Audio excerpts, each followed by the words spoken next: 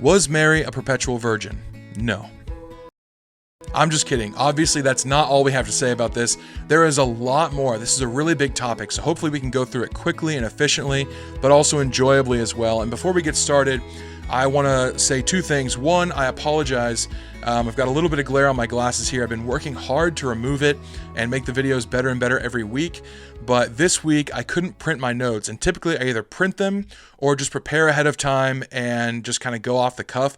But with this one, I wanted to be respectful and get some of the terms right and make sure I wasn't misrepresenting. So I do have notes on my laptop here, but it does produce a glare. I think it's just the curse that all glasses people have that want to make any sort of video. So hopefully you'll bear with me with that. And then the other thing is, Catholics, I want to speak to you directly. I know that this is an important view that you hold, an important belief in your system of belief. I want to be clear, though, that I am not trying to attack you. I'm not trying to come to this conversation in a condemnatory way or an accusatory way or antagonistic way at all. I'm trying to outline a case for what I believe, and I believe there is evidence for the way that I believe. And I also would encourage you to listen to this video in an open-minded way. Obviously, there are things I'm going to be wrong on, and this one, it's interesting. If I'm wrong on this, it's really not that important. I just find it interesting to talk about, and hopefully you do too. But this is something that is, I know it's important to you, but even if you were convinced of what I'm saying today, it doesn't make you not a Catholic. We'd have to go a whole long way to reach that outcome. So don't feel like I'm trying to pull one over on you or convert you to something different. I'm just trying to have a meeting of the minds here and display the evidence as best I can, and hopefully I do a good job at that. But I do find this compelling, and others might too, and that's really what I'm trying to do, is present a compelling case, but I'm not trying to attack you at all, so hopefully that comes through in the video. And non-Catholics, many of you probably have the perception that, well, it's obvious that Mary wasn't a perpetual virgin because it says that Jesus had brothers, and that's kind of your whole argument. For you, I would encourage you to keep watching because there is a lot to this that is really interesting. It doesn't mean I think you're wrong, but I think the reasoning that you're coming to this with is going to be unsatisfactory if you ever enter into a conversation with a Catholic person who has studied more into this, because they do have reasons for what they believe. And we're going to go through kind of all the views on this topic. There are three main ones. There's a Helvidian view, the Epiphanian view, and the Hieronomian view, which is kind of the one that Jerome made popular, and that's really the one we're going to be looking into a lot more today than the other two. But the Helvidian view is more like what I hold, and it says that there were brothers that Jesus had that were born to Mary and Joseph as a married couple, and that they were half-brothers of Jesus, because obviously the father of Jesus wasn't Joseph, it was God. The Epiphanian view says that Jesus did have half-brothers, but they were not the product of Joseph and Mary. Rather, they were brought from Joseph into the marriage with Mary from a previous relationship that he had had, or a previous marriage. And so they were older than Jesus. And then this last one, the Hieronomian view, this is the view that states that any time you see in the Bible where it says Jesus had brothers or sisters, the word there should instead be cousins. But many Catholic scholars even recognize that this third view is probably the least plausible or least probable view to hold. And so you don't have to be non-Catholic or against the perpetual virginity to get rid of this view. And I think that evidence supports any other view except for this one a lot better. But this is kind of the one I want to look into, because still people do hold this, that instead of brothers, it was actually cousins. And this view hinges on a couple of things. Some of the views of the early church fathers, obviously, which we will get into a little bit later, but also the understanding that the Greek word used here, anytime it mentions Jesus' brothers, is actually ambiguous enough to include cousins or any sort of close male relationship. And this is true. Anytime you look at a language of the Bible, you are dealing in a language that is much broader than the English language. And so we have a lot more divisions, a lot more specified words for different things, whereas they, in Greek, Hebrew, Aramaic, they had a lot fewer words to mean a lot broader of things, and you would figure it out by the context. And it's pretty tough sometimes to figure out in the context what's being talked about.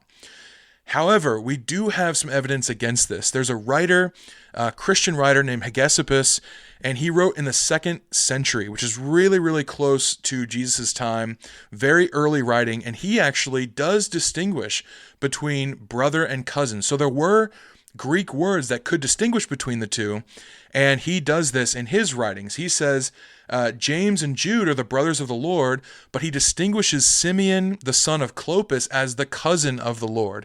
And so you do have distinguishing words here. And the problem with saying that it must mean cousin in the Bible is that it doesn't seem as if this were an important teaching to the apostles that Mary was a perpetual virgin, then at some point they would use one of these clarifying words that does distinguish between brother and cousin, but they don't. Every single time you get this slightly more ambiguous word, and they never seem to be concerned with defending the perpetual virginity of Mary. And so that's just interesting that even early in the 2nd century, you've got people writing about it, and they distinguish between the two, saying that yes, Jesus did have brothers, but also that in the Bible, if you're believing that the belief of perpetual virginity of Mary is an important one, they don't seem to be defending it too hard because they're still using this word that could mean close male relation. But another problem with this is that in Matthew 12, verse 46, Jesus is speaking to a crowd of people, and his mom gets word that he's speaking to people and he's proclaiming all these things and he's drawing crowds, and she's a little nervous for him. So she actually goes to confront him and kind of collect him back to her. And it says this, while he was still speaking to the people, behold, his mother and his brothers stood outside asking to speak to him. So you've got the same word here that a lot of people will say that just means cousins. The problem is with what Jesus does next in his proclamation. But he replied to the man who told him, who is my mother and who are my brothers? And stretching out his hand toward his disciples, he said, here are my mother and my brothers. For whoever does the will of my Father in heaven is my brother and sister and mother. So not only would it be odd that these cousins of Jesus are following Mary around to go and collect him, but it's also interesting that when Jesus proclaims here that those who obey his Father in heaven are his brothers, that he would mean cousins. Because he also says mother here, right? Read it with cousins. For whoever does the will of my Father in heaven are my cousins and girl cousins and mother. It just doesn't seem to fit with the comparison that Jesus is making here. I think the clearest view would be that these are the brothers of Jesus, at least half brothers, obviously, because I do fully believe that Jesus was born of a virgin birth. Now we have the Epiphanian view. This is based off of early Christian apocryphal works. And just to remind you, by the way, Epiphanian view is that he did have brothers, but that they were not from Mary and Joseph, but from a previous relationship of Joseph that he had with a previous marriage. And so this is based off of early Christian apocryphal works. There's two in particular. One is called the Proto-Evangelium of James, and the other is called the Gospel of Peter. So first of all, these are apocryphal works. So I hold to a biblical canon that doesn't include the Apocrypha. So already there we have a difference. But these come out of Syria. That's where a lot of these manuscripts have been found. And some claim that this is really important because it expresses a belief that early Christians had on the topic. And I do agree. That is what apocryphal works are good for, is recognizing, yes, this isn't the Bible. I'm not getting biblical truth from this, but I can at least see some of the important mindsets of people really early into Christianity past the biblical record. I do think it's important for that, but I think making it biblical or making it biblical truth, I can't go there. But the problem with these two in particular is that a lot of what is in these two manuscripts are very proto-Gnostic thoughts, or even fully Gnostic thoughts sometimes. And by Gnostic, I mean they're very anti-physical. They are against the body. They're all about the spirit. The spirit is good, the physical body is bad. And in certain cases, they would even separate the fact that Jesus came as a human into this world. They say, no, he didn't come physically at all. He was spirit the whole time, just kind of corporeally manifesting himself, but he was fully spirit. There was nothing physical about him. And I fully reject this, and I expect most Catholics would too. The problem is, if this is your mindset, of course you would want to separate Mary from having had physical relations, because you yourself are separating yourself from physical relations, because you're removing yourself from any sort of fleshly desire at all, and you're removing anything from the flesh. I mean, they would eat less. They would try and make their lives miserable because they were trying to discipline the body in a way that I don't believe the Bible really outlines. But they saw physical relations as evil and worldly, so it makes sense that they're going to write about this in a way that reflects that. But mindsets like this really did continue, and one that is really important is St. Augustine, and this is a man that I really do respect. I don't want to tear him down at all. He was a very interesting man, and his writings are very impressive and very fascinating.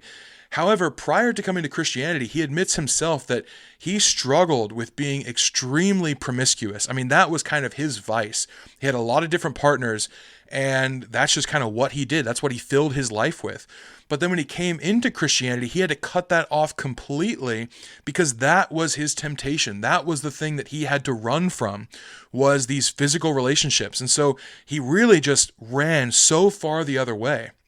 But then later, as he's writing about things like original sin and analyzing the text of Scripture, it makes sense that he's reading it in light of his own temptation that he has fled from. And so he includes things like original sin is passed down through sexual intercourse. And not many Catholics really subscribe to that view today either. But this was his bias, and we have to remember that these people that I don't believe personally were inspired by God in the same way the biblical writers were, they had bias. And even sometimes the biblical writers had bias. I just believe that God's inspiration worked through that bias in certain ways. But this makes sense why he would talk like this about, anything against the flesh, and why he would be a proponent of the perpetual virginity of Mary, because this is the sin that he was fleeing from. And so he kind of just went a little bit too extreme, and he made sexual intercourse at all sinful and impure. We'll see later why this is flawed thinking.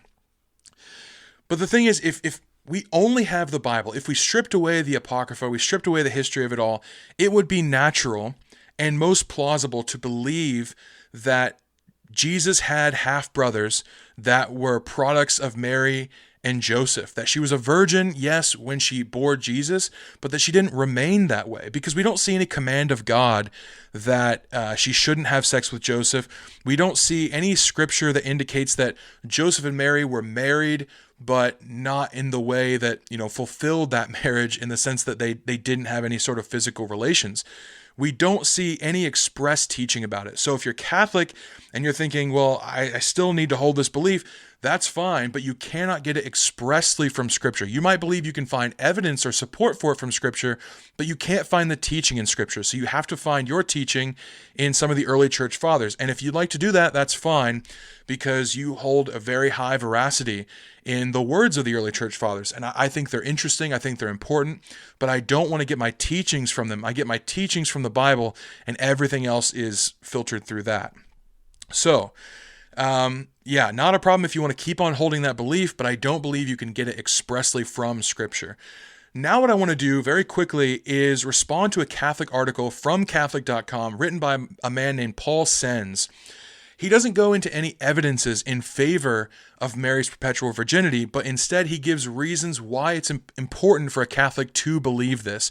And this, in my view, is actually more important to dissect because I think it exposes a certain bias, which, don't get me wrong, we all have bias towards various beliefs, but this bias leads people to begin reading things from beyond Scripture into Scripture, and I think that can be a dangerous practice.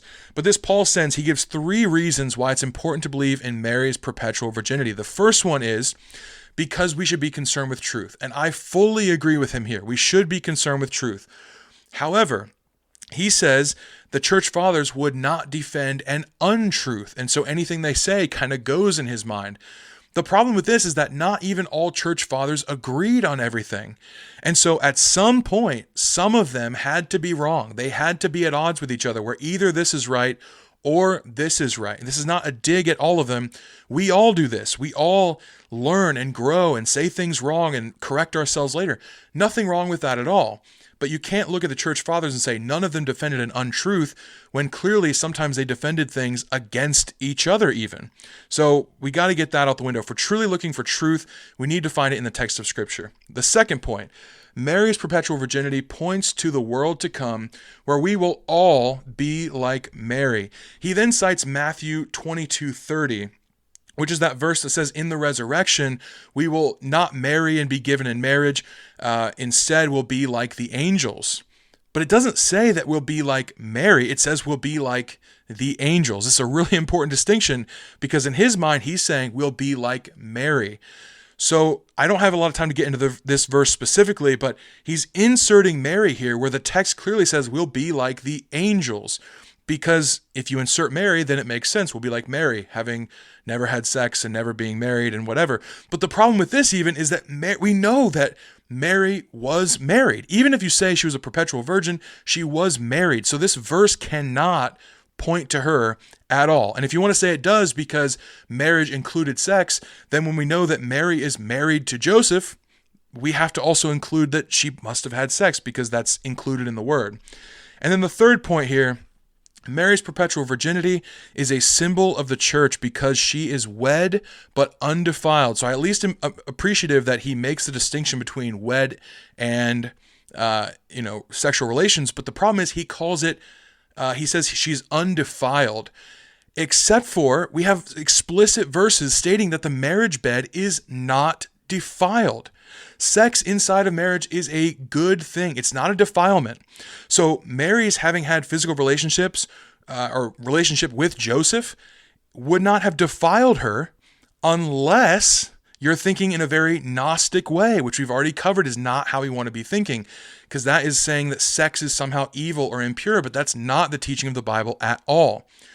Also, we as the church are only made undefiled by the work of Jesus Christ, who presents us to himself as a bride, white, clean, spotless. It's not our own efforts to be chaste that make us worthy of being his bride. And this is something we really need to remember. Now, I do fully believe that we need to be obedient. We need to be morally good people, striving to obey his commands out of a response of love for what he's done for us. That is absolutely true. We need to be striving towards perfection. But even if Mary did remain a virgin, even though we have no command to do so in Scripture, let's say she did remain a virgin, her efforts towards goodness cannot point to our purification because it isn't our effort that brought about purification in the first place. And so we get really, really close to salvation by works if that's our way of thinking. Now, I don't want to disrespect Mary. I don't want to disrespect the Catholic Church at all. I just think that with all the case we've laid out here, the clearest view and the most plain reading view seems to be the Helvidian view, which states that Jesus did have half-brothers born of Mary and Joseph after Jesus was born of the virgin birth. Whether you find that compelling or not is up to you, but at least I hope you found it enjoyable, and Catholics, I hope you weren't misrepresented in all of this.